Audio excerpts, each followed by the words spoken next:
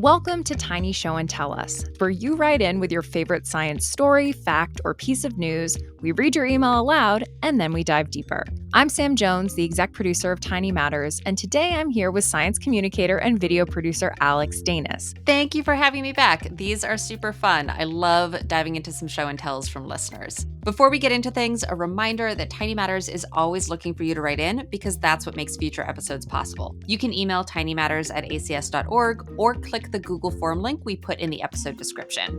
With that out of the way, I think it is my turn to go first.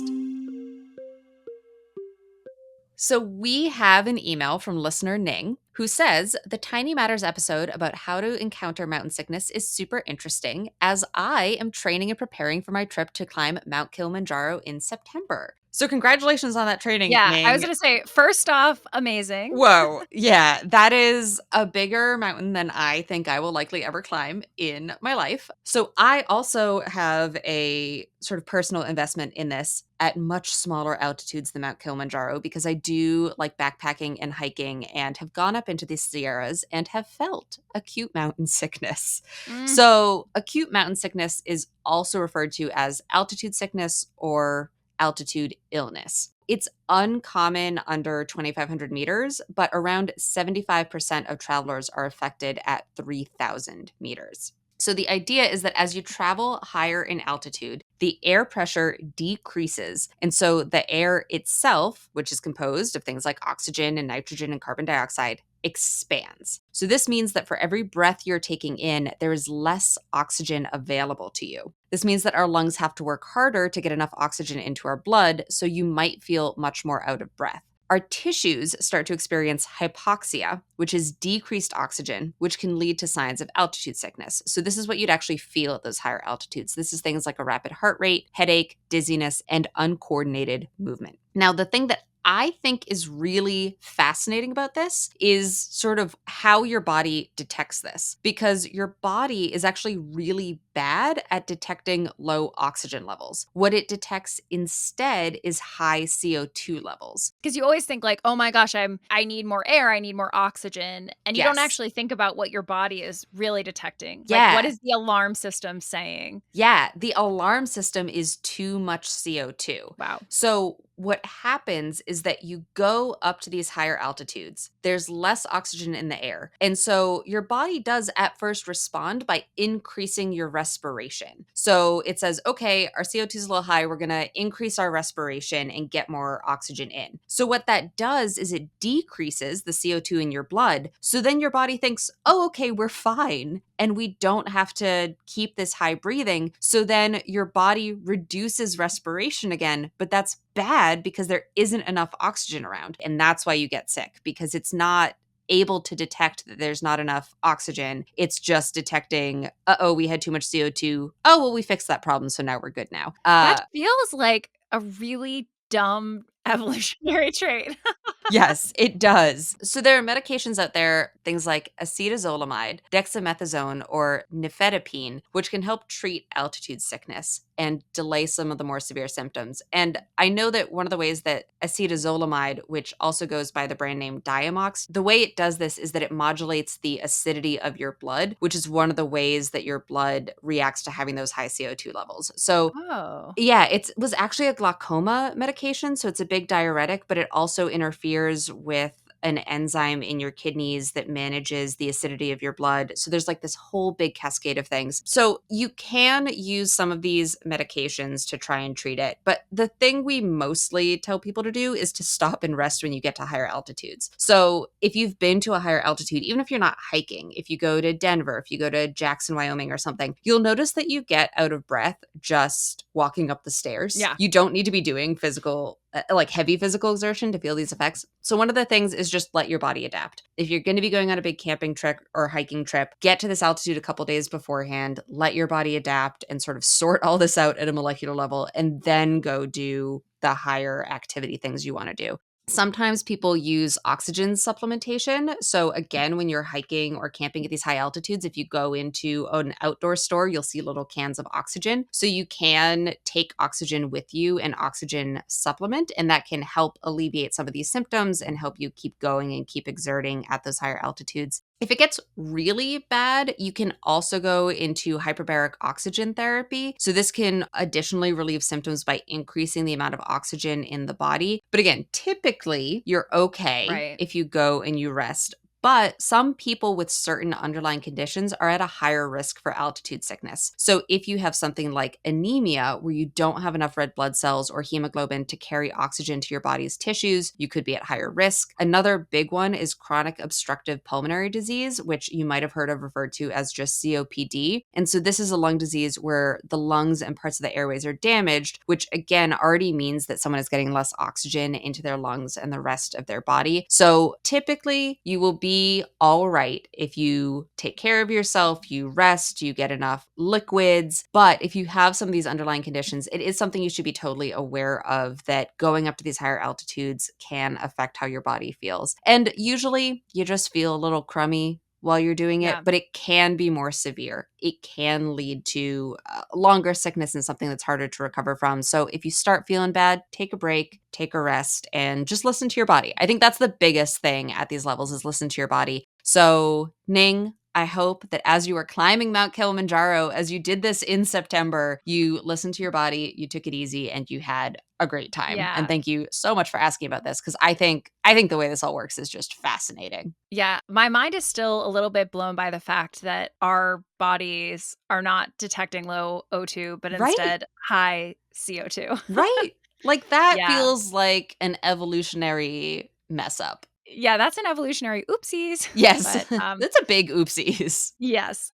All right, so I have a tiny show and tell us science fact from listener Quinn, who wrote in saying, "We prefer the L configuration rather than D for amino acids." This is a cool one and confusing and fascinating, and there are some things we need to break down first. I'm excited. I'm really excited for this. So, first, amino acids, they make up proteins. They're often referred to as the building blocks of proteins, which of course are what make up us and the rest of life on Earth. So, what is an L versus a D configuration? This is sometimes referred to as left handedness or right handedness. And so, L amino acids and D amino acids, they have the same chemical composition, but they are mirror images of each other. So, for example, the chemical formula for D-alanine and L-alanine, both amino acids, it's the same. It's C3H7NO2. But when you actually look at the molecules, they're chiral, meaning they mirror each other and they cannot be superimposed. So I like to demonstrate this with my hands. If you are not driving right now, I repeat, you cannot do this. Just come back and try this out after you've stopped. Keep your hands on the wheel. Yes. So if you're able to right now, put your hands out, palms down. And so you can see, if you just look down at them, that they're mirror images of each other, right? This is all making sense so far, Alex? Yes, yes, I'm doing it with you. Okay. So now, keeping your palms facing down, try to match up your hands. I cannot. You can't, right? So whether your right hand is on top of left or left on right, your thumbs are sticking off different sides. Yes. And so you might be thinking, like, so what? It's the same chemicals grouped together. Who cares if one part of that is in a slightly different region than another? Well, I'm telling you, it is important. So whether a molecule is in an L or D configuration makes a big difference in that molecule's activity. So on Earth, 19 of the 20 natural amino acids are left-handed. So let's say there's a random right-handed amino acid. Well, it can't bind to transport proteins that have evolved to only accept left-handed amino acids in your cells. So as life emerged on Earth, it appears that only left-handed amino acids, almost entirely left-handed amino acids, were selected. And the question is why? Yeah, why? It's really, really hard to say because we can't travel back 4 billion years.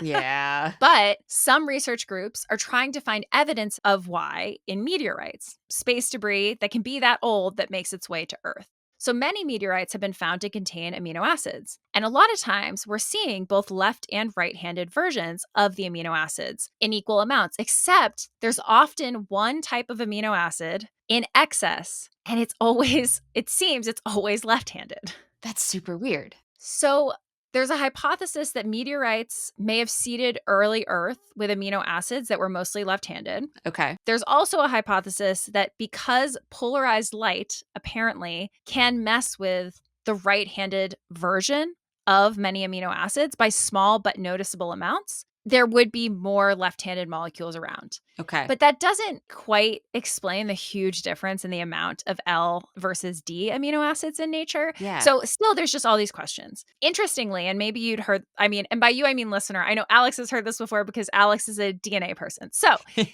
interestingly, DNA and RNA are right-handed, as are, of course, the sugars that are part of their structure. And there are some theories about handedness there. So with DNA, there's a theory that way back billions of years ago, cosmic rays, which are fast-moving particles from space that come from the sun or stars exploding or black holes, that they would knock electrons loose or an electron loose from self-replicating molecules at the time, i.e. early DNA or RNA. And because of how these cosmic rays move, which is a whole other explainer, but I will link to an article kind of showing that. But because of how they move, they would be more likely to hit and mutate right-handed molecules. And that sounds bad. Yeah. But at this stage, that was actually an opportunity for genetic variation, which may have led to organisms, and I'm talking unicellular organisms at that point, that would be better able to survive in changing environments just because they had more variety of, genetic mutations, like versatility. So I'm sure a lot of them died, but some of them were able to survive. Sure. And it's kind of a stretch. Yeah. So like you're imagining this pool of unicellular organisms. Some have left-handed DNA, some have right-handed DNA or RNA, just nucleic acids in general.